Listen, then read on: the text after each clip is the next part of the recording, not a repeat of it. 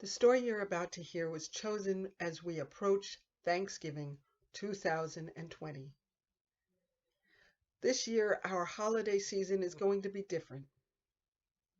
We're probably not traveling like we have in the past, or people are not traveling to see us. Our dinner table for the holiday season may not be filled with as many people coming and going as it has in the past, or we may not be coming and going from other people's households, right? The story you're about to listen to gives the concept that there's more to the sitting around the table than just the large parties. Give it a listen, see what you think. The story is The Best Meal. It is found in the Creating Home Curricula of the Tapestry of Faith series at the uua.org website. The story itself is inspired by a story in Tales for the Seventh Day, a collection of Sabbath stories by Nina Jaffe. Once there was a great chef who was famous throughout the land. She was so good that she taught other people how to cook, and their food was almost as tasty as hers. Just for fun, she would throw fancy dinner parties once a month. Everyone wanted to be invited to these parties. For these dinners, she would instruct her student chefs to cook new and exciting, extravagant dishes. The dinner guests, in awe of the chef's skill, would spend the dinner savoring each bite. All you would hear would be quiet little oohs, mms, ahs. Now, because she wanted to always feature new goodies to eat at all of her parties, she would travel far and wide all over the land to experience new food. Everywhere she went, the town would honor her, and the best cooks would create their dishes unique to their regions. This great chef tasted them all and requested the recipes of the dishes that she liked best. As you can imagine, she ate a lot of food and knew a great deal about how to prepare the best meals. One evening, while traveling home, the chef stopped at a small country house to ask for directions to a hotel. The family insisted that she spend the night with them. Happily, she was just in time for dinner. The mother took a casserole out of the oven. Brother tossed a salad with different vegetables. Sister sliced the bread. "Let me help," said the chef. So she set the table for the four of them. When everyone was seated at the table, the family held hands. The chef felt the young sister's hand slip into hers, and the chef then, in turn, reached out for the brother's hand. And the mother began.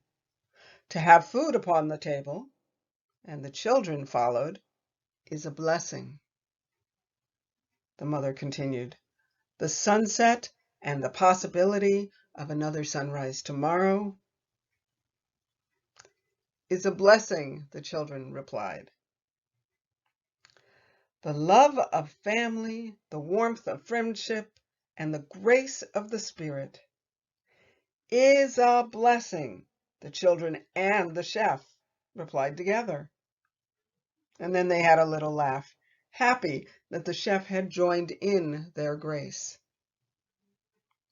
They ate, and during the meal, everyone told stories about their day.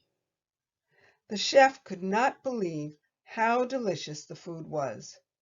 She did not want the dinner to end. All things must end, however, and off to bed the children went. May I have the recipes? The chef asked the mother. And the mother was flattered that the chef had so enjoyed their simple meal. In the morning, the chef rode on towards home, and when she got home, she went straight to the kitchen. gave the young chefs the recipes and told them to start preparation for a dinner party the very next night. That next night came, and the guests arrived, and the casserole, salad, and bread were all served. The chef took a bite and chewed. Something was wrong. Something was missing. This was not like the meal she had had at the farmhouse.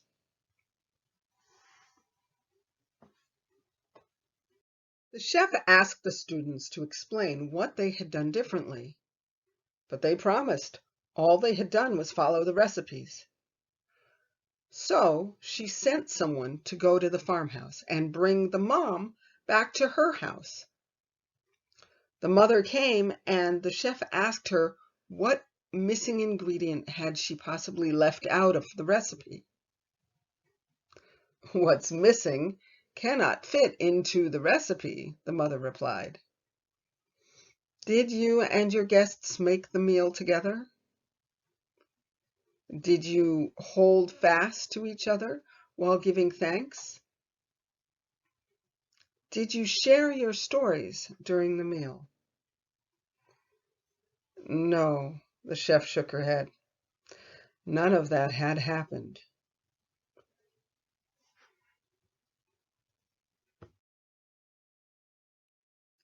The chef realized that sharing a meal together, what we call breaking bread together, was about more than just eating good food. It was about working together, sharing lives and sharing laughs.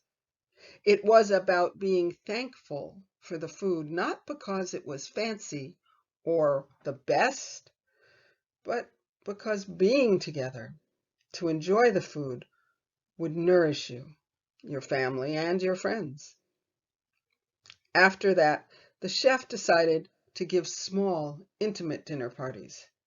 She and her guests would work together with the student chefs, and they would all sit together, give thanks, and enjoy the very best of meals.